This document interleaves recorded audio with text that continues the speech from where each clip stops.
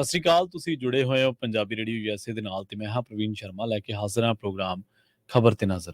ਖਬਰ ਤੇ ਨਜ਼ਰ ਪ੍ਰੋਗਰਾਮ ਦੇ ਵਿੱਚ ਅੱਗੇ ਵਧਣ ਤੋਂ ਪਹਿਲਾਂ ਦੱਸਦੇ ਚੱਲੇ ਕਿ ਅੱਜ ਦਾ ਇਹ ਖਬਰ ਤੇ ਨਜ਼ਰ ਪ੍ਰੋਗਰਾਮ ਸਾਲ 2023 ਦੀ 9 ਅਕਤੂਬਰ ਦਾ ਪ੍ਰੋਗਰਾਮ ਹੈ ਤੇ ਦਿਨ ਅੱਜ ਸੋਮਵਾਰ ਹੈ। ਪ੍ਰੋਗਰਾਮ ਨੂੰ ਸਪਾਂਸਰ ਕਰਦੇ ਨੇ ਖਾਲਸਾ ਇੰਸ਼ੋਰੈਂਸ ਏਜੰਸੀ ਵਾਲੇ, ਜਿਨ੍ਹਾਂ ਤੋਂ ਤੁਸੀਂ ਹਰ ਤਰੀਕੇ ਦੀ ਇੰਸ਼ੋਰੈਂਸ ਲੈ ਸਕਦੇ ਹੋ। ਇੰਸ਼ੋਰੈਂਸ ਬਾਰੇ ਪਤਾ ਕਰਨ ਦੇ ਲਈ ਇਹਨਾਂ ਦਾ ਨੰਬਰ ਹੈ 408 272 2500। ਇਹ ਪਿਛਲੇ 32 ਸਾਲ ਤੋਂ ਇੰਸ਼ੋਰੈਂਸ ਦੇ ਵਿੱਚ ਸ਼ਾਨਦਾਰ ਸੇਵਾਵਾਂ ਦੇ ਰਹੇ ਨੇ ਤੇ ਅਮਰੀਕਾ ਭਰ ਦੇ ਵਿੱਚ ਇੰਸ਼ੋਰੈਂਸ ਕਰਦੇ ਨੇ। ਅੱਜ ਹੀ ਡਾਇਲ ਕਰੋ 408 272 2500। ਟਰਕੀਅਨ ਇਮੀਗ੍ਰੇਸ਼ਨ ਲਾ ਫਰਮ ਵਾਲੇ ਜੇ ਟਰਕੀਅਨ ਅਟਾਰਨੀ ਟਰਕੀਅਨ ਦੇ ਨਾਲ ਤੁਸੀਂ ਯੂਐਸ ਇਮੀਗ੍ਰੇਸ਼ਨ ਬਾਬਤ ਕੋਈ ਵੀ ਸਲਾਹ ਕਰਨੀ ਹੈ, ਕੋਈ ਵੀ ਸਵਾਲ ਪੁੱਛਣਾ ਤੇ ਇਹਨਾਂ ਦਾ ਨੰਬਰ ਹੈ 415 909 0503। ਇਸ ਨਾਲ ਹੀ ਗੁਰਦੀਪ ਸਿੰਘ ਵਿਰਦੀ ਗਲੋਬੀ, Satnam Singh Shergill Selma Visalia family Fresno, Mandeep Singh Sandeep Kaur San Jose ਤੇ ਮਨਜੀਤ ਸਿੰਘ ਸੈਨ ਹੋਜ਼ੇ, ਇਹਨਾਂ ਸਾਰੇ ਹੀ ਸਪਾਂਸਰਸ ਦਾ ਬਹੁਤ-ਬਹੁਤ ਧੰਨਵਾਦ। ਤੇ ਜੇਕਰ ਤੁਸੀਂ ਵੀ ਪੰਜਾਬੀ ਰੇਡੀਓ ਯੂਐਸਏ ਦੇ ਇਹਨਾਂ ਪ੍ਰੋਗਰਾਮਾਂ ਨੂੰ ਸਪਾਂਸਰ ਕਰਨਾ ਚਾਹੁੰਦੇ ਹੋ ਤਾਂ ਸਟੂਡੀਓ ਦਾ ਨੰਬਰ ਹੈ 408 272 5200। ਪੰਜਾਬੀ ਰੇਡੀਓ ਯੂਐਸਏ ਦੇ ਪ੍ਰੋਗਰਾਮ ਖਬਰ ਤੇ ਨਜ਼ਰ ਨੂੰ ਤੁਸੀਂ ਇਸ ਵੇਲੇ ਸੁਣ ਰਹੇ ਹੋ AM FM ਸਟੇਸ਼ਨਸ ਦੇ ਨਾਲ ਰੇਡੀਓ ਸੈੱਟ ਤੇ ਨੈਟ ਤੇ mobile app social media platforms Facebook YouTube ਤੇ ਸੁਣ ਰਹੇ ਹੋ, ਦੇਖ ਰਹੇ ਹੋ। ਸਾਰੇ ਹੀ ਦਰਸ਼ਕਾਂ ਤੇ ਸਰੋਤਿਆਂ ਦਾ ਪ੍ਰੋਗਰਾਮ ਖਬਰ ਤੇ ਨਜ਼ਰ ਦੇ ਵਿੱਚ ਸਵਾਗਤ ਹੈ। ਸ਼ੁਰੂਆਤ ਕਰਾਂਗੇ SYL ਦੇ ਮਾਮਲੇ ਤੋਂ। ਪੰਜਾਬ ਸਰਕਾਰ ਵੱਲੋਂ ਵਿਧਾਨ ਸਭਾ ਦਾ ਨਵਾਂ ਇਜਲਾਸ ਬੁਲਾਏ ਜਾਣ ਦੇ ਮੁੱਦੇ ਤੇ ਰਾਜਪਾਲ ਬਨਵਾਰੀ ਲਾਲ ਪੁਰੋਹਿਤ ਦੇ ਨਾਲ ਮੁੜ ਵਿਵਾਦ ਪੈਦਾ ਹੋਣ ਦੀ ਸੰਭਾਵਨਾ ਹੈ। ਪਤਾ ਲੱਗਿਆ ਕਿ ਮੁੱਖ ਮੰਤਰੀ ਭਗਵੰਤ ਮਾਨ ਅਤੇ ਸਪੀਕਰ ਕੁਲਤਾਰ ਸਿੰਘ ਸੰਧਵਾਂ ਨਵਾਂ ਇਜਲਾਸ ਸੱਦਣ ਦੇ ਬਾਰੇ ਵਿਚਾਰ ਚਰਚਾ ਕਰ ਰਹੇ ਨੇ। ਆਉਂਦੇ ਦਿਨਾਂ ਦੇ ਵਿੱਚ ਸਰਕਾਰ ਵੱਲੋਂ ਵਿਧਾਨ ਸਭਾ ਦਾ ਇਜਲਾਸ ਸੱਦਿਆ ਜਾਣਾ, ਜਿਸ ਦੇ ਵਿੱਚ ਸਤਲੁਜ ਯਮੁਨਾ ਲਿੰਕ ਨਹਿਰ ਦੇ ਮਾਮਲੇ ਤੇ ਵਿਸ਼ੇਸ਼ ਚਰਚਾ ਕੀਤੇ ਜਾਣ ਦੀ ਸੰਭਾਵਨਾ ਹੈ। ਨਵਾਂ ਇਜਲਾਸ ਖੇਤੀ ਵਿਗਿਆਨੀ ਮਰਹੂਮ MS ਸਵਾਮੀਨਾਥਨ ਨੂੰ ਸਮਰਪਿਤ ਕੀਤਾ ਜਾ ਸਕਦਾ ਹੈ। ਜਾਣਕਾਰੀ ਦੇ ਮੁਤਾਬਕ ਨਵਾਂ ਇਜਲਾਸ ਸੱਦਣ ਦੇ ਬਾਰੇ ਸਾਰੇ ਕਾਨੂੰਨੀ ਨੁਕਤੇ ਵਿਚਾਰੇ ਜਾ ਚੁੱਕੇ ਨੇ। ਦੱਸਣਯੋਗ ਹੈ ਕਿ ਜਦੋਂ ਮਾਰਚ ਦੇ ਵਿੱਚ ਵਿਧਾਨ ਸਭਾ ਦਾ ਬਜਟ ਸੈਸ਼ਨ ਹੋਇਆ ਸੀ ਤਾਂ ਰਾਜਪਾਲ ਨੇ ਸੈਸ਼ਨ ਦੀ ਪ੍ਰਵਾਨਗੀ ਦੇ ਦਿੱਤੀ ਸੀ ਅਤੇ ਉਸ ਮੌਕੇ ਬੈਠਕ ਮੁਲਤਵੀ ਕੀਤੀ ਗਈ ਸੀ, ਜਦੋਂ ਕਿ ਸੈਸ਼ਨ ਨੂੰ ਓਪਨ ਹੀ ਰੱਖਿਆ ਗਿਆ ਸੀ। ਅੱਗੇ ਜੂਨ ਦੇ ਵਿੱਚ ਮੁੜ ਇਜਲਾਸ ਸੱਦਿਆ ਗਿਆ ਸੀ, ਜਿਸ ਵਾਸਤੇ ਰਾਜਪਾਲ ਦੀ ਪ੍ਰਵਾਨਗੀ ਨਹੀਂ ਲਈ ਗਈ ਸੀ। ਹਾਲਾਂਕਿ ਰਾਜਪਾਲ ਨੇ ਜੂਨ ਦੇ ਸੈਸ਼ਨ ਨੂੰ ਕਾਨੂੰਨ ਦੀ ਉਲੰਘਣਾ ਕਰਾਰ ਦਿੱਤਾ ਸੀ। ਰਾਜਪਾਲ ਨੇ ਜੂਨ ਦੇ ਵਿੱਚ ਸੱਦੇ ਗਏ ਸੈਸ਼ਨ ਦੇ ਦੌਰਾਨ ਪਾਸ ਕੀਤੇ ਗਏ 4 ਮਹੱਤਵਪੂਰਨ ਬਿੱਲਾਂ ਨੂੰ ਹਾਲੇ ਪ੍ਰਵਾਨਗੀ ਨਹੀਂ ਦਿੱਤੀ ਹੈ। ਸੂਤਰਾਂ ਦੇ ਮੁਤਾਬਕ ਵਿਧਾਨ ਸਭਾ ਦਾ ਚੌਥਾ ਸੈਸ਼ਨ, ਜੋ ਕਿ ਮਾਰਚ ਦੇ ਵਿੱਚ ਸ਼ੁਰੂ ਹੋਇਆ ਸੀ, ਉਸ ਨੂੰ ਮੁਲਤਵੀ ਨਹੀਂ ਕੀਤਾ ਗਿਆ ਅਤੇ ਜਿਸ ਕਰਕੇ ਸਪੀਕਰ ਹੁਣ ਆਪਣੇ ਪੱਧਰ ਤੇ ਵਿਧਾਨ ਸਭਾ ਦੀ ਬੈਠਕ ਬੁਲਾ ਸਕਦੇ ਨੇ, ਜਿਸ ਦੇ ਲਈ ਰਾਜਪਾਲ ਦੀ ਪ੍ਰਵਾਨਗੀ ਦੀ ਲੋੜ ਨਹੀਂ ਹੈ। Punjab Vidhan Sabha rules of procedure and conduct of business ਦੇ ਰੂਲ 16 ਦੇ ਮੁਤਾਬਕ ਸਪੀਕਰ ਕਦੇ ਵੀ ਬੈਠਕ ਬੁਲਾ ਸਕਦਾ ਹੈ, ਕਿਉਂਕਿ ਬਜਟ ਸੈਸ਼ਨ ਦਾ ਪੱਕੇ ਤੌਰ ਤੇ ਉਠਾਇਆ ਨਹੀਂ ਗਿਆ ਅਤੇ ਸਿਰਫ ਬੈਠਕ ਮੁਲਤਵੀ ਕੀਤੀ ਗਈ ਸੀ। ਇਸ ਨੂੰ ਲੈ ਕੇ ਕਈ ਉਦਾਹਰਨਾਂ ਵੀ ਦਿੱਤੀਆਂ ਜਾ ਰਹੀਆਂ ਨੇ, ਜਿਨ੍ਹਾਂ ਦੇ ਮੁਤਾਬਕ ਤੇਲੰਗਾਨਾ ਸਰਕਾਰ ਨੇ 17 ਸਤੰਬਰ 2021 ਨੂੰ ਵਿਧਾਨ ਸਭਾ ਦਾ 8ਵਾਂ ਸੈਸ਼ਨ ਬੁਲਾਇਆ ਸੀ, ਜਿਸ ਦਾ ਪੱਕੇ ਤੌਰ ਤੇ ਉਠਾਣ ਨਹੀਂ ਕੀਤਾ ਗਿਆ। ਉਸੇ ਆਧਾਰ ਤੇ ਅੱਗੇ ਫਰਵਰੀ ਅਤੇ ਸਤੰਬਰ 2022 ਦੇ ਵਿੱਚ ਅਤੇ ਜਨਵਰੀ ਅਤੇ ਜੁਲਾਈ 2023 ਦੇ ਵਿੱਚ ਵਿਧਾਨ ਸਭਾ ਦੀਆਂ ਮੀਟਿੰਗਾਂ ਹੋਈਆਂ ਨੇ। ਇਸੇ ਤਰ੍ਹਾਂ 8ਵੀਂ ਲੋਕ ਸਭਾ ਦੇ 8ਵੇਂ ਸੈਸ਼ਨ ਦੀ ਵੀ ਉਦਾਹਰਨ ਦਿੱਤੀ ਜਾ ਰਹੀ ਹੈ। ਪੰਜਾਬ ਵਿਧਾਨ ਸਭਾ ਦੀ ਜੂਨ ਦੇ ਵਿੱਚ ਵਿਸ਼ੇਸ਼ ਬੈਠਕ ਬੁਲਾਈ ਗਈ ਸੀ ਤਾਂ ਉਦੋਂ ਰਾਜਪਾਲ ਨੇ ਇਸ ਨੂੰ ਕਾਨੂੰਨੀ ਉਲੰਘਣਾ ਕਰਾਰ ਦਿੱਤਾ ਸੀ। ਉਹਨਾਂ ਇਤਰਾਜ਼ ਕੀਤਾ ਹੈ ਕਿ ਜੇਕਰ ਬਜਟ ਸੈਸ਼ਨ ਦਾ ਵਿਸਥਾਰ ਹੁੰਦਾ ਹੈ ਤਾਂ ਉਸ ਕਾਰਵਾਈ ਦੇ ਵਿੱਚ ਸਿਰਫ ਬਜਟ ਦੇ ਨਾਲ ਸੰਬੰਧਿਤ ਕੰਮਕਾਰ ਹੀ ਹੋ ਸਕਦਾ ਹੈ। ਗੱਲ ਕਰਦੇ ਹਾਂ ਸੁਖਪਾਲ ਖਹਿਰਾ ਦੇ ਮਾਮਲੇ ਦੀ। ਪੰਜਾਬ ਤੇ ਹਰਿਆਣਾ ਹਾਈ ਕੋਰਟ ਨੇ ਭੁਲੱਥ ਤੋਂ ਕਾਂਗਰਸੀ ਵਿਧਾਇਕ ਸੁਖਪਾਲ ਸਿੰਘ ਖਹਿਰਾ ਵੱਲੋਂ ਦਾਇਰ ਪਟੀਸ਼ਨ ਤੇ ਪੰਜਾਬ ਸਰਕਾਰ ਨੂੰ ਨੋਟਿਸ ਜਾਰੀ ਕਰ ਦਿੱਤਾ ਹੈ। ਦੱਸਦੀ ਚਲੀ ਕਿ ਖਹਿਰਾ ਨੇ ਪਟੀਸ਼ਨ ਦਾਇਰ ਕਰਕੇ ਫਾਜ਼ਿਲਕਾ ਪੁਲਿਸ ਵੱਲੋਂ ਇੱਕ ਪੁਰਾਣੇ ਕੇਸ ਦੇ ਵਿੱਚ ਕੀਤੀ ਗਈ ਗ੍ਰਿਫਤਾਰੀ ਨੂੰ ਗੈਰ ਕਾਨੂੰਨੀ ਦੱਸਿਆ। ਉਹਨਾਂ ਹੇਠਲੀ ਅਦਾਲਤ ਵੱਲੋਂ ਨਿਆਇਕ ਹਿਰਾਸਤ ਦੇ ਵਿੱਚ ਭੇਜੇ ਜਾਣ ਦੇ ਫੈਸਲੇ ਨੂੰ ਵੀ ਰੱਦ ਕਰਨ ਦੀ ਅਪੀਲ ਕੀਤੀ ਹੈ। ਹਾਈ ਕੋਰਟ ਨੇ ਪੰਜਾਬ ਸਰਕਾਰ ਨੂੰ ਭਲਕੇ ਜਵਾਬ ਦਾਖਲ ਕਰਨ ਵਾਸਤੇ ਕਿਹਾ। ਕਾਂਗਰਸੀ ਆਗੂ ਸੁਖਪਾਲ ਖਹਿਰਾ ਨੂੰ ਪੰਜਾਬ ਪੁਲਿਸ ਨੇ 2015 ਦੇ ਵਿੱਚ ਦਰਜ ਹੋਏ ਨਸ਼ਾ ਤਸਕਰੀ ਦੇ ਕੇਸ ਦੇ ਵਿੱਚ ਗ੍ਰਿਫਤਾਰ ਕੀਤਾ ਸੀ। ਇਸ ਕੇਸ ਦੇ ਵਿੱਚ ਗੁਰਦੇਵ ਸਿੰਘ ਦੇ ਸਮੇਤ 9 ਜਣਿਆਂ ਤੇ ਮੁਕੱਦਮਾ ਦਰਜ ਹੋਇਆ ਸੀ। ਪੁਲਿਸ ਜਾਂਚ ਦੇ ਦੌਰਾਨ ਖਹਿਰਾ ਦਾ ਨਾਮ ਇਸ ਕੇਸ ਦੇ ਵਿੱਚ ਆਇਆ ਸੀ, ਪਰ 2017 ਦੇ ਵਿੱਚ ਸੁਪਰੀਮ ਕੋਰਟ ਨੇ ਖਹਿਰਾ ਦੇ ਮਾਮਲੇ ਦੇ ਵਿੱਚ ਟ੍ਰਾਇਲ ਕੋਰਟ ਦੀ ਕਾਰਵਾਈ ਤੇ ਰੋਕ ਲਗਾ ਦਿੱਤੀ ਸੀ। ਹੁਣ ਪੁਲਿਸ ਨੇ 28 ਸਤੰਬਰ ਨੂੰ ਸੁਖਪਾਲ ਖਹਿਰਾ ਨੂੰ ਗ੍ਰਿਫਤਾਰ ਕੀਤਾ ਸੀ, ਜਿਸ ਦੇ ਸਬੰਧ ਦੇ ਵਿੱਚ ਉਹਨਾਂ ਹਾਈ ਕੋਰਟ ਦਾ ਰੁਖ ਕੀਤਾ ਹੈ। ਉਧਰ ਗੱਲ ਕਰਦੇ ਹਾਂ ਅਕਾਲੀ ਭਾਜਪਾ ਗੱਠਜੋੜ ਟੁੱਟਣ ਤੋਂ ਬਾਅਦ ਸ਼੍ਰੋਮਣੀ ਕਮੇਟੀ ਦੇ ਕਈ ਮਾਮਲਿਆਂ ਦੀ। ਦੱਸਿਆ ਜਾ ਰਿਹਾ ਹੈ ਕਿ ਸ਼੍ਰੋਮਣੀ ਕਮੇਟੀ ਅੰਤਰਰਾਜੀ ਸਿੱਖ ਮਾਮਲੇ ਹੱਲ ਕਰਵਾਉਣ ਦੇ ਵਿੱਚ ਕਮਜ਼ੋਰ ਪਈ ਹੈ। ਅਕਾਲੀ ਭਾਜਪਾ ਗੱਠਜੋੜ ਟੁੱਟਣ ਤੋਂ ਬਾਅਦ ਇਸ ਦਾ ਸਿੱਟਾ ਇਹ ਹੈ ਕਿ ਕਈ ਸੂਬਿਆਂ ਦੇ ਵਿੱਚ ਗੁਰਦੁਆਰਿਆਂ ਦੇ ਮਾਮਲੇ ਲਟਕ ਰਹੇ ਨੇ ਅਤੇ ਜੇਲ੍ਹਾਂ ਦੇ ਵਿੱਚੋਂ ਸਿੱਖ ਕੈਦੀਆਂ ਦੀ ਰਿਹਾਈ ਦੀ ਮੰਗ ਨੂੰ ਵੀ ਅਣਡਿੱਠ ਕਰ ਦਿੱਤਾ ਗਿਆ। ਕਿਸਾਨ ਅੰਦੋਲਨ ਵੇਲੇ ਸ਼੍ਰੋਮਣੀ ਅਕਾਲੀ ਦਲ ਕਿਸਾਨਾਂ ਦੇ ਹੱਕ ਦੇ ਵਿੱਚ ਨਿੱਤਰਿਆ ਸੀ ਅਤੇ ਕਿਸਾਨਾਂ ਦੇ ਮਾਮਲੇ ਦੇ ਵਿੱਚ ਕੇਂਦਰ ਸਰਕਾਰ ਦੇ ਫੈਸਲੇ ਦਾ ਵਿਰੋਧ ਕੀਤਾ ਗਿਆ ਸੀ। ਇਸ ਦੇ ਸਿੱਟੇ ਵਜੋਂ ਅਕਾਲੀ ਭਾਜਪਾ ਗੱਠਜੋੜ ਟੁੱਟ ਗਿਆ ਸੀ। ਇਹ ਗੱਠਜੋੜ ਟੁੱਟਣ ਅਤੇ ਹਰਸਿਮਰਤ ਕੌਰ ਬਾਦਲ ਵੱਲੋਂ ਕੇਂਦਰੀ ਮੰਤਰੀ ਮੰਡਲ ਤੋਂ ਅਸਤੀਫਾ ਦਿੱਤੇ ਜਾਣ ਕਰਕੇ ਸ਼੍ਰੋਮਣੀ ਅਕਾਲੀ ਦਲ ਦਾ ਕੇਂਦਰ ਸਰਕਾਰ ਵਿਚਲਾ ਮਜ਼ਬੂਤ ਆਧਾਰ ਖਤਮ ਹੋ ਗਿਆ ਸੀ।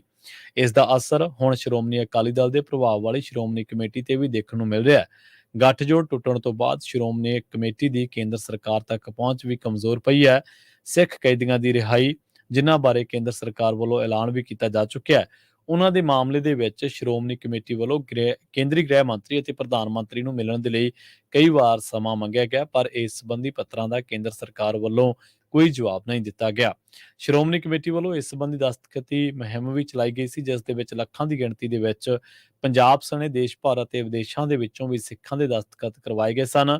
ਇਸ ਮੰਗ ਸੰਬੰਧੀ ਪ੍ਰੋਫਾਰਮੇ ਰਾਜਪਾਲ ਦੇ ਰਾਹੀਂ ਕੇਂਦਰ ਸਰਕਾਰ ਨੂੰ ਭੇਜੇ ਗਏ, ਪਰ ਇਹ ਮਾਮਲਾ ਵੀ ਜਿਉਂ ਦਾ ਤਿਉਂ ਹੈ।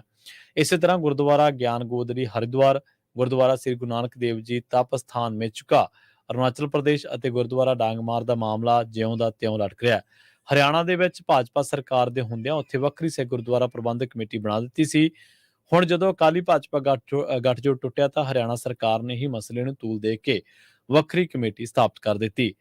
ਉਧਰ ਦੂਜੇ ਪਾਸੇ ਸ਼੍ਰੋਮਣੀ ਕਮੇਟੀ ਦੇ ਜਨਰਲ ਸਕੱਤਰ ਗੁਰਚਰਨ ਸਿੰਘ ਗਰੇਵਾਲ ਨੇ ਕਿਹਾ ਕਿ ਜਦੋਂ ਅਕਾਲੀ ਭਾਜਪਾ ਗੱਠਜੋੜ ਕਾਇਮ ਸੀ ਤਾਂ ਉਸ ਵੇਲੇ ਅਜਿਹੇ ਅੰਤਰਰਾਜੀ ਸਿੱਖ ਮਾਮਲੇ ਕੇਂਦਰ ਸਰਕਾਰ ਵੱਲੋਂ ਧਿਆਨ ਦੇ ਨਾਲ ਸੁਣੇ ਜਾਂਦੇ ਸਨ ਅਤੇ ਉਹਨਾਂ ਨੂੰ ਹੱਲ ਕਰਨ ਦੇ ਲਈ ਵੀ ਯਤਨ ਹੁੰਦੇ ਸਨ, ਪਰ ਹੁਣ ਅਜਿਹਾ ਨਹੀਂ ਹੈ। ਕੇਂਦਰ ਨੂੰ ਲੱਗਦਾ ਹੈ ਕਿ ਅਜਿਹੇ ਮਾਮਲੇ ਹੱਲ ਕਰਵਾਉਣ ਤੋਂ ਮਗਰੋਂ ਇਸ ਦਾ ਸਿਹਰਾ ਸ਼੍ਰੋਮਣੀ ਅਕਾਲੀ ਦਲ ਦੇ ਸਿਰ ਵੱਜੇਗਾ, ਜਿਸ ਕਰਕੇ ਸਿੱਖ ਮਾਮਲਿਆਂ ਨੂੰ ਅਣਡਿੱਠਾ ਕੀਤਾ ਜਾ ਰਿਹਾ ਹੈ।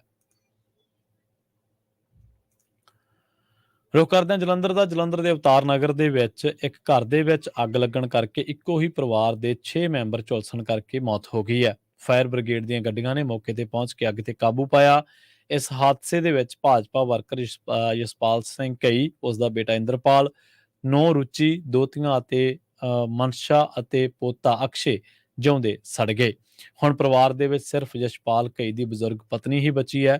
ਬੇਹੱਦ ਗਮਗੀਨ ਮਾਹੌਲ ਦੇ ਵਿੱਚ ਇਕੱਠੇ 6 ਜੀਆਂ ਦਾ ਸੰਸਕਾਰ ਕੀਤਾ ਗਿਆ। ਇਕੱਠੇ 6 ਸਿਵੇ ਬਲੇ ਤਾਂ ਅਮਰ ਵੀ ਰੋਪਿਆ। ਬਜ਼ੁਰਗ ਦਾਦੀ ਨੇ ਆਪਣੇ ਹੱਥੀਂ ਅਗਨੀ ਦਿੱਤੀ। ਸੰਸਕਾਰ ਵੇਲੇ ਹਰ ਅੱਖ ਦੇ ਵਿੱਚੋਂ ਹੰਝੂ ਵਗ ਰਹੇ ਸਨ ਤੇ ਪੂਰੇ ਇਲਾਕੇ ਦੇ ਵਿੱਚ ਸੋਗ ਦੀ ਲਹਿਰ ਦੌੜ ਗਈ। ਜਲੰਧਰ ਦੇ ਐਡੀਸ਼ਨਲ ਸੀਪੀ ਏਡੀਸੀਪੀ ਅਦਿੱਤਿਆ ਨੇ ਪੁਲਿਸ ਨੂੰ ਦੱਸਿਆ ਕਿ ਪੁਲਿਸ ਨੂੰ ਇੱਕ ਘਰ ਦੇ ਵਿੱਚ ਧਮਾਕੇ ਵਰਗੀ ਘਟਨਾ ਦੀ ਜਾਣਕਾਰੀ ਮਿਲੀ ਸੀ, ਜਿਸ ਤੋਂ ਬਾਅਦ ਪੁਲਿਸ ਤੁਰੰਤ ਮੌਕੇ ਤੇ ਪਹੁੰਚੀ। ਇਸ ਘਟਨਾ ਦੇ ਵਿੱਚ 6 ਲੋਕਾਂ ਦੀ ਮੌਤ ਹੋ ਗਈ। ਦੱਸਿਆ ਜਾ ਰਿਹਾ ਹੈ ਕਿ ਘਟਨਾ ਦੇ ਸਮੇਂ ਘਰ ਦਾ ਬਜ਼ੁਰਗ ਮੈਂਬਰ ਦੂਜੇ ਕਮਰੇ ਦੇ ਵਿੱਚ ਬੈਠਾ ਸੀ। ਇਹ ਹਾਦਸਾ ਜਲੰਧਰ ਤੇ ਅਵਤਾਰ ਨਗਰ ਦੀ ਗਲੀ ਨੰਬਰ 12 ਦੇ ਵਿੱਚ ਵਾਪਰਿਆ। ਜਸ਼ਪਾਲ ਘਈ ਦੇ ਭਰਾ ਰਾਜ ਘਈ ਦਾ ਕਹਿਣਾ ਹੈ ਕਿ ਪਰਿਵਾਰ ਨੇ 7 ਮਹੀਨੇ ਪਹਿਲਾਂ ਡਬਲ ਡੋਰ ਫਰਿੱਜ ਖਰੀਦਿਆ ਸੀ। ਇਹ ਹਾਦਸਾ ਫਰਿੱਜ ਦਾ ਕੰਪਰੈਸ਼ਰ ਫਟਣ ਕਰਕੇ ਵਾਪਰਿਆ। ਹਾਦਸੇ ਦੇ ਵਿੱਚ ਜਸ਼ਪਾਲ ਘਈ, ਉਹਨਾਂ ਦੀ ਨੂੰਹ, ਪੋਤੀਆਂ ਅਤੇ ਉਹਨਾਂ ਦੇ ਪੋਤਾ ਅਕਸ਼ੇ ਜਿੰਦਾ ਸੜ ਗਏ। ਜਸ਼ਪਾਲ ਪੁੱਤਰ ਇੰਦਰਪਾਲ ਸਿੰਘ ਗੰਭੀਰ ਰੂਪ ਦੇ ਵਿੱਚ ਝੁਲਸ ਗਿਆ, ਪਰ ਸੋਮਵਾਰ ਨੂੰ ਸਵੇਰੇ ਉਸ ਦੀ ਵੀ ਮੌਤ ਹੋ ਗਈ। ਪਰਿਵਾਰ ਦੇ ਵਿੱਚ ਸਿਰਫ ਜਸਪਾਲ ਘਈ ਦੀ ਪਤਨੀ ਹੀ ਬਚੀ ਹੈ। ਗੱਲ ਕਰਦੇ ਹਾਂ ਪੰਜਾਬੀ ਗਾਇਕਾ ਜੈਸਮੀਨ ਸੈਂਡਲਸ ਦੀ। ਜੈਸਮੀਨ ਸੈਂਡਲਸ ਨੂੰ ਜਾਨੋਂ ਮਾਰਨ ਦੀ ਧਮਕੀ ਮਿਲੀ ਹੈ। ਉਸਨੇ ਦਾਅਵਾ ਕੀਤਾ ਹੈ ਕਿ ਉਸਨੇ ਨਵੀਂ ਦਿੱਲੀ ਦੇ ਵਿੱਚ ਪ੍ਰੋਗਰਾਮ ਕਰਨਾ ਸੀ, ਜਿਸ ਤੋਂ ਪਹਿਲਾਂ ਉਸ ਨੂੰ ਜਾਨ ਤੋਂ ਮਾਰਨ ਦੀ ਧਮਕੀ ਦਿੱਤੀ ਗਈ ਹੈ। ਪੁਲਿਸ ਅਧਿਕਾਰੀਆਂ ਨੇ ਦੱਸਿਆ ਕਿ ਫੋਨ ਕਰਨ ਵਾਲੇ ਵਿਅਕਤੀ ਨੇ ਗਾਇਕਾ ਨੂੰ ਜੇਲ੍ਹ ਦੇ ਵਿੱਚ ਬੰਦ ਗੈਂਗਸਟਰ ਲਾਰੈਂਸ ਬਿਸ਼ਨੋਈ ਦਾ ਨਾਂ ਲੈ ਕੇ ਧਮਕੀ ਦਿੱਤੀ ਸੀ। ਪੁਲਿਸ ਨੇ ਦੱਸਿਆ ਕਿ ਅਮਰੀਕਾ ਦੇ ਵਿੱਚ ਰਹਿਣ ਵਾਲੀ ਗਾਇਕਾ ਸੈਂਡਲਸ ਨੇ ਜਵਾਹਰ ਲਾਲ ਸਟੇਡੀਅਮ ਦੇ ਵਿੱਚ ਪ੍ਰੋਗਰਾਮ ਕਰਨਾ ਸੀ। ਗਾਇਕਾ ਨੂੰ ਵਿਦੇਸ਼ੀ ਨੰਬਰ ਤੋਂ ਧਮਕੀ ਦਿੱਤੀ ਗਈ ਹੈ। ਇਸ ਮਗਰੋਂ ਗਾਇਕਾ ਵੱਲੋਂ ਉੱਤਰ ਪੱਛਮੀ ਪੁਲਿਸ ਨੂੰ ਇਸ ਦੀ ਸੂਚਨਾ ਦਿੱਤੀ ਗਈ। ਉਹਨਾਂ ਕਿਹਾ ਕਿ ਸੈਂਡਲਸ ਨੂੰ ਹੋਟਲ ਦੇ ਵਿੱਚ ਸੁਰੱਖਿਆ ਮੁਹੱਈਆ ਕਰਵਾਈ ਗਈ ਹੈ ਤੇ ਮਾਮਲੇ ਦੀ ਜਾਂਚ ਕੀਤੀ ਜਾ ਰਹੀ ਹੈ। ਪਤਾ ਲੱਗਿਆ ਕਿ ਫੋਨ ਕਰਨ ਵਾਲੇ ਵਿਅਕਤੀ ਨੇ ਕੌਮਾਂਤਰੀ ਨੰਬਰ ਤੋਂ ਫੋਨ ਕੀਤਾ ਅਤੇ ਉਸ ਨੂੰ ਜੇਲ੍ਹ ਦੇ ਵਿੱਚ ਬੰਦ ਗੈਂਗਸਟਰ ਲਾਰੈਂਸ ਬਿਸ਼ਨੋਈ ਦਾ ਨਾਂ ਲੈ ਕੇ ਧਮਕੀ ਦਿੱਤੀ ਹੈ। ਵਧਦੇ ਹਾਂ ਅਗਲੀ ਖਬਰ ਦੇ ਵੱਲ। ਸ਼੍ਰੋਮਣੀ ਅਕਾਲੀ ਦਲ ਅੰਮ੍ਰਿਤਸਰ ਦੇ ਪ੍ਰਧਾਨ ਅਤੇ ਲੋਕ ਸਭਾ ਮੈਂਬਰ ਸਿਮਰਨਜੀਤ ਸਿੰਘ ਮਾਨ ਨੇ ਕਿਹਾ ਕਿ ਕਰੀਬ 12 ਸਾਲਾਂ ਤੋਂ ਸਿੱਖ ਕੌਮ ਦੇ ਨਾਲ ਸੰਬੰਧਿਤ ਸ਼੍ਰੋਮਣੀ ਗੁਰਦੁਆਰਾ ਪ੍ਰਬੰਧਕ ਕਮੇਟੀ ਦੀਆਂ ਚੋਣਾਂ ਨਹੀਂ ਕਰਵਾਈਆਂ ਜਾ ਰਹੀਆਂ। ਇਸ ਸੰਬੰਧੀ ਉਹਨਾਂ ਦੀ ਪਾਰਟੀ ਲੰਬੇ ਸਮੇਂ ਤੋਂ ਸੰਘਰਸ਼ ਕਰਦੀ ਆ ਰਹੀ ਹੈ। ਪਾਰਟੀ ਦੇ ਯਤਨਾਂ ਸਦਕਾ ਹੀ ਪੰਜਾਬ ਸਰਕਾਰ ਗੁਰਦੁਆਰਾ ਚੋਣ ਕਮਿਸ਼ਨ ਨੂੰ ਚੋਣਾਂ ਕਰਵਾਉਣ ਦੀ ਪ੍ਰਕਿਰਿਆ ਸ਼ੁਰੂ ਕਰਨੀ ਪਈ ਹੈ। ਉਹਨਾਂ ਕਿਹਾ ਕਿ 21 ਅਕਤੂਬਰ ਤੋਂ ਇਹ ਚੋਣ ਪ੍ਰਕਿਰਿਆ ਵੋਟਾਂ ਬਣਨ ਦਾ ਅਮਲ ਸ਼ੁਰੂ ਹੋ ਰਿਹਾ ਅਤੇ ਹਰ ਸਿੱਖ ਦਾ ਫਰਜ਼ ਬਣਦਾ ਹੈ ਕਿ ਉਹ ਆਪਣੀ ਜ਼ਿੰਮੇਵਾਰੀ ਸਮਝਦੇ ਹੋਏ ਵੋਟ ਬਣਾਉਣ। ਪੰਜਾਬ ਦੇ ਮੁੱਖ ਮੰਤਰੀ ਭਗਵੰਤ ਮਾਨ ਨੇ ਪਾਰਟੀ ਦੇ ਸੰਸਦ ਮੈਂਬਰ ਸੰਜੇ ਸਿੰਘ ਅਤੇ ਉਸਦੇ ਪਰਿਵਾਰ ਦੇ ਨਾਲ ਦਿੱਲੀ ਸਥਿਤ ਉਹਨਾਂ ਦੀ ਰਿਹਾਇਸ਼ ਤੇ ਮੁਲਾਕਾਤ ਕਰਕੇ ਇਕਜੁੱਟਤਾ ਪ੍ਰਗਟਾਈ ਹੈ। ਇਸ ਦੌਰਾਨ ਭਗਵੰਤ ਮਾਨ ਨੇ ਅਡਾਨੀ ਮੁੱਦੇ ਤੇ ਭਾਜਪਾ ਤੇ ਹਮਲਾ ਕਰਦਿਆਂ ਕਿਹਾ ਕਿ ਭਗਵਾਂ ਪਾਰਟੀ ਸਿਰਫ ਇੱਕ ਰਾਸ਼ਟਰ ਇੱਕ ਦੋਸਤ ਬਾਰੇ ਹੀ ਸੋਚਦੀ ਹੈ। ਉਹਨਾਂ ਕਿਹਾ ਕਿ ਉਹ ਸੰਜੇ ਸਿੰਘ ਦੇ ਨਾਲ ਨੇ ਤੇ ਪ੍ਰਧਾਨ ਮੰਤਰੀ ਨਰਿੰਦਰ ਮੋਦੀ ਦੇ ਸਾਹਮਣੇ ਬੋਲਣ ਦੀ ਹਿੰਮਤ ਰੱਖਦੇ ਨੇ। ਉਹਨਾਂ ਕਿਹਾ ਕਿ ਇਨਫੋਰਸਮੈਂਟ ਡਾਇਰੈਕਟੋਰੇਟ ਦੇ ਅਧਿਕਾਰੀ ਉਹਨਾਂ ਥਾਵਾਂ ਤੇ ਨਹੀਂ ਜਾਂਦੇ ਜਿੱਥੇ ਉਹਨਾਂ ਨੂੰ ਜਾਣਾ ਚਾਹੀਦਾ ਹੈ। ਭਗਵੰਤ ਮਾਨ ਨੇ ਪੱਤਰਕਾਰਾਂ ਦੇ ਨਾਲ ਗੱਲਬਾਤ ਕਰਦਿਆਂ ਕਿਹਾ ਕਿ ਈਡੀ ਨੇ ਤਕਰੀਬਨ 3000 ਛਾਪੇ ਮਾਰੇ ਨੇ ਪਰ 1% ਵੀ ਨਤੀਜਾ ਨਹੀਂ ਆਇਆ। ਭਾਜਪਾ ਵਿਰੋਧੀ ਧਿਰ ਨੂੰ ਡਰਾਉਣ ਦੇ ਲਈ ਅਜਿਹਾ ਕਰਦੀ ਹੈ ਪਰ ਆਪ ਆਗੂ ਡਰਨ ਵਾਲੇ ਨਹੀਂ। ਇਸ ਦੌਰਾਨ ਭਗਵੰਤ ਮਾਨ ਨੇ ਦੋਸ਼ ਲਾਇਆ ਕਿ ਭਾਜਪਾ ਨਫ਼ਰਤ ਦੀ ਰਾਜਨੀਤੀ ਕਰਦੀ ਹੈ। ਭਗਵੰਤ ਮਾਨ ਨੇ ਕਿਹਾ ਕਿ ਮੋਦੀ ਸਰਕਾਰ ਆਪਣੇ ਦੋਸਤ ਖਾਤਰ 140 ਕਰੋੜ ਲੋਕਾਂ ਨੂੰ ਸੂਲੀ ਉੱਤੇ ਟੰਗ ਬੈਠੀ ਹੈ। ਉਹਨਾਂ ਕਿਹਾ ਕਿ ਜੋ ਦੀਵਾ ਜਲਦੀ ਬੁਝਣ ਵਾਲਾ ਹੁੰਦਾ ਉਹ ਜ਼ਿਆਦਾ ਭੱਕ-ਭੱਕ ਕਰਦਾ ਹੈ। ਉਹਨਾਂ ਕਿਹਾ ਕਿ ਇਸ ਦੇ ਲਈ ਈਡੀ ਦਾ ਦੀਵਾ ਹੁਣ ਬੁਝਣ ਵਾਲਾ ਹੈ। ਮਾਨ ਨੇ ਕਿਹਾ ਕਿ ਪੰਜਾਬੀ ਦੇ ਵਿੱਚ ਕਹਿੰਦੇ ਨੇ ਅੱਤ ਤੇ ਇਸ ਦਾ ਮਤਲਬ ਹੁੰਦਾ ਇੰਤਹਾ। ਅੱਤ ਕਰਨ ਵਾਲੇ ਨੂੰ ਪਤਾ ਨਹੀਂ ਲੱਗਦਾ ਕਿ ਇੰਤਹਾ ਇਸ ਦੇ ਲਈ ਕਦੋਂ ਅੱਤ ਤੇ ਅਦਕ ਦਾ ਟਿੱਪੀ ਬਣ ਕੇ ਅੰਤ ਕਰ ਦੇਵੇ। ਅੱਤ ਹੋ ਗਈ ਹੈ ਤੇ ਅੰਤ ਹੋਣ ਵਾਲਾ ਹੈ। ਉਹਨਾਂ ਦੋਸ਼ ਲਾਇਆ ਕਿ ਭਾਜਪਾ ਨਫ਼ਰਤ ਦੀ ਰਾਜਨੀਤੀ ਕਰਦੀ ਹੈ ਤੇ ਧਰਮ ਦੇ ਨਾਂ ਤੇ ਇੱਕ ਦੂਜੇ ਨੂੰ ਲੜਾਉਣ ਦੀ ਰਾਜਨੀਤੀ ਕਰਦੀ ਹੈ।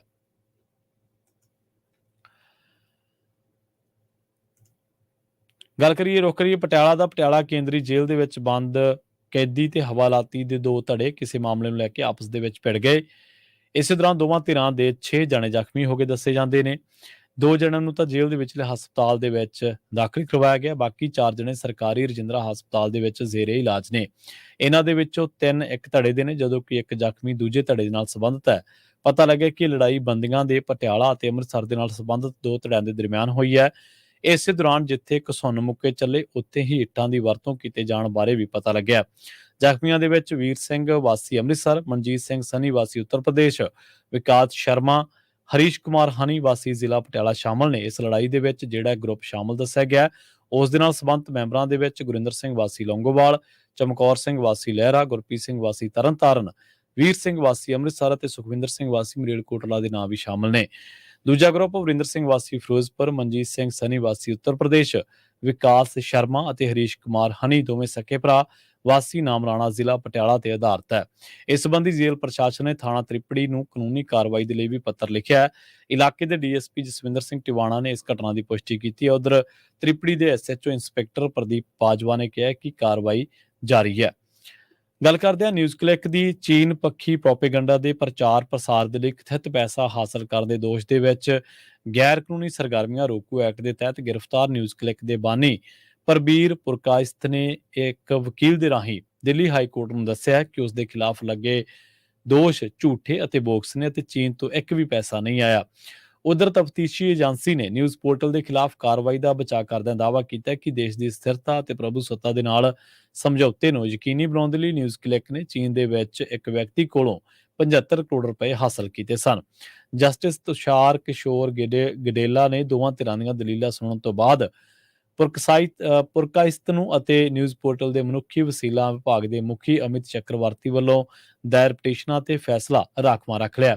ਜਸਟਿਸ ਗਡੇਲਾ ਨੇ ਦੋਵਾਂ ਧਿਰਾਂ ਦੀਆਂ ਦਲੀਲਾਂ ਸੁਣਨ ਤੋਂ ਬਾਅਦ ਕਿਹਾ ਕਿ ਦਲੀਲਾਂ ਸੁਣੀਆਂ ਗਈਆਂ ਨੇ, ਫੈਸਲਾ ਰਾਖਵਾਂ ਰੱਖਿਆ ਜਾਂਦਾ ਹੈ। ਕੋਰਟ ਨੇ ਕਿਹਾ ਕਿ ਮੁਲਜ਼ਮਾਂ ਦਾ ਹੋਰ ਰਿਮਾਂਡ ਉਸ ਦੇ ਹੁਕਮਾਂ ਤੇ ਆਧਾਰਿਤ ਹੋਵੇਗਾ। ਦਿੱਲੀ ਪੁਲਿਸ ਦੇ ਵਿਸ਼ੇਸ਼ ਸੈੱਲ ਨੇ ਪੁਰਕਿਸਤ ਅਤੇ ਚੱਕਰਵਰਤੀ ਨੂੰ 3 ਅਕਤੂਬਰ ਨੂੰ ਗ੍ਰਿਫਤਾਰ ਕੀਤਾ ਸੀ। ਦੋਵਾਂ ਨੇ ਪਿਛਲੇ ਹਫ਼ਤੇ ਹਾਈ ਕੋਰਟ ਦਾ ਰੁਖ ਕਰਦਿਆਂ ਆਪਣੀ ਗ੍ਰਿਫਤਾਰੀ ਤੇ ਪੁਲਿਸ ਹਿਰਾਸਤ ਨੂੰ ਚੁਣੌਤੀ ਦਿੰਦਿਆਂ ਅੰਤਰਿਮ ਰਾਹਤ ਵਜੋਂ ਫੌਰੀ ਰਿਹਾਈ ਮੰਗੀ ਸੀ। ਤਫਤੀਸ਼ੀ ਏਜੰਸੀ ਦੇ ਵੱਲੋਂ ਪੇਸ਼ ਹੋਏ ਸਨ ਸੋਲਿਸਿਟਰ ਜਨਰਲ ਤੁਸ਼ਾਰ ਮਹਿਤਾ। ਉਹਨਾਂ ਨੇ ਕਿਹਾ ਕਿ ਇਸ ਕੇਸ ਦੇ ਵਿੱਚ ਸੰਗੀਨ ਅਪਰਾਧ ਸ਼ਾਮਲ ਨੇ ਅਤੇ ਜਾਂਚ ਦਾ ਅਮਲ ਜਾਰੀ ਹੈ। ਮਹਿਤਾ ਨੇ ਕਿਹਾ ਕਿ 75 ਕਰੋੜ ਰੁਪਏ ਜਾਂਚ ਜਾਰੀ ਹੈ ਤੇ ਮੈਂ ਕੇਸ ਡਾਇਰੀ ਦੇ ਵਿੱਚੋਂ ਇਹ ਦਿਖਾ ਸਕਦਾ।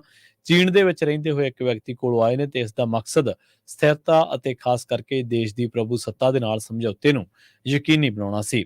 ਮਹਿਤਾ ਨੇ ਕੋਰਟ ਨੂੰ ਦੱਸਿਆ ਕਿ ਮੁਲਜ਼ਮਾਂ ਤੇ ਚੀਨ ਦੇ ਵਿੱਚ ਬੈਠੇ ਵਿਅਕਤੀ ਵੱਲੋਂ ਇੱਕ ਦੂਜੇ ਨੂੰ ਭੇਜੀਆਂ ਈਮੇਲਾਂ ਤੋਂ ਇਹਨਾਂ ਸਭ ਤੋਂ ਸੰਗੀਨ ਦੋਸ਼ਾਂ ਦਾ ਪਤਾ ਲੱਗਿਆ ਤੇ ਅਸੀਂ ਇੱਕ ਨਕਸ਼ਾ ਤਿਆਰ ਕਰਾਂਗੇ ਜਿੱਥੇ ਅਸੀਂ ਜੰਮੂ ਕਸ਼ਮੀਰ ਅਤੇ ਜਿਸ ਨੂੰ ਅਸੀਂ ਅਰੁਣਾਚਲ ਪ੍ਰਦੇਸ਼ ਕਹਿੰਦੇ ਆ ਉਸ ਦੇ ਲਈ ਚੀਨੀ ਸ਼ਬਦਾਵਲੀ ਨਾਰਥਰਨ ਬਾਰਡਰ ਆਫ ਇੰਡੀਆ ਵਰਤਾਂਗੇ ਅਤੇ ਅਰੁਣਾਚਲ ਪ੍ਰਦੇਸ਼ ਨੂੰ ਭਾਰਤ ਦੇ ਹਿੱਸੇ ਦੇ ਵਜੋਂ ਨਹੀਂ ਦਿਖਾਉਣਗੇ।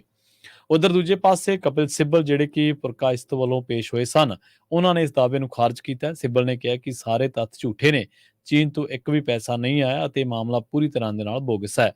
ਸਿੱਬਲ ਅਤੇ ਸੀਨੀਅਰ ਵਕੀਲ ਦਿਆਨ ਕ੍ਰਿਸ਼ਨਨ ਨੇ ਕਿਹਾ ਕਿ ਮੌਜੂਦਾ ਕੇਸ ਦੇ ਵਿੱਚ ਉਹਨਾਂ ਦੇ ਮੁਵੱਕਲਾਂ ਦੀ ਗ੍ਰਿਫਤਾਰੀ ਤੇ ਰਿਮਾਂਡ ਕਿਸੇ ਕਾਨੂੰਨੀ ਨੁਕਤਿਆਂ ਤੇ ਨਹੀਂ ਖੜਦਾ। ਇਹਨਾਂ ਦੇ ਵਿੱਚੋਂ ਇੱਕ ਨੁਕਤਾ ਇਹ ਵੀ ਹੈ ਕਿ ਮੁਲਜ਼ਮਾਂ ਨੂੰ ਉਹਨਾਂ ਦੀ ਗ੍ਰਿਫਤਾਰੀ ਦੇ ਮੌਕੇ ਜਾਂ ਹੁਣ ਤੱਕ ਗ੍ਰਿਫਤਾਰੀ ਦੇ ਆਧਾਰ ਬਾਰੇ ਨਹੀਂ ਦੱਸਿਆ ਗਿਆ।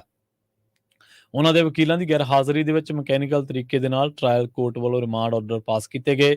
ਪੁਰਕਾਸ਼ਤ ਦੇ ਵਕੀਲਾਂ ਨੇ ਦਲੀਲ ਦਿੱਤੀ ਹੈ ਕਿ ਗ੍ਰਿਫਤਾਰੀ ਸੁਪਰੀਮ ਕੋਰਟ ਦੇ ਉਸ ਹਾਲੀਆ ਫੈਸਲੇ ਦੀ ਵੀ ਅਵਗਿਆ ਜੋ ਪੁਲਿਸ ਦੇ ਲਈ ਇਹ ਲਾਜ਼ਮੀ ਕਰਦਾ ਹੈ ਕਿ ਉਹ ਮੁਲਜ਼ਮ ਨੂੰ ਗ੍ਰਿਫਤਾਰ ਕਰਨ ਦੇ ਮੌਕੇ ਉਸ ਨੂੰ ਗ੍ਰਿਫਤਾਰੀ ਦੇ ਆਧਾਰ ਬਾਰੇ ਲਿਖਤ ਦੇ ਵਿੱਚ ਜਾਣਕਾਰੀ ਦੇਵੇ।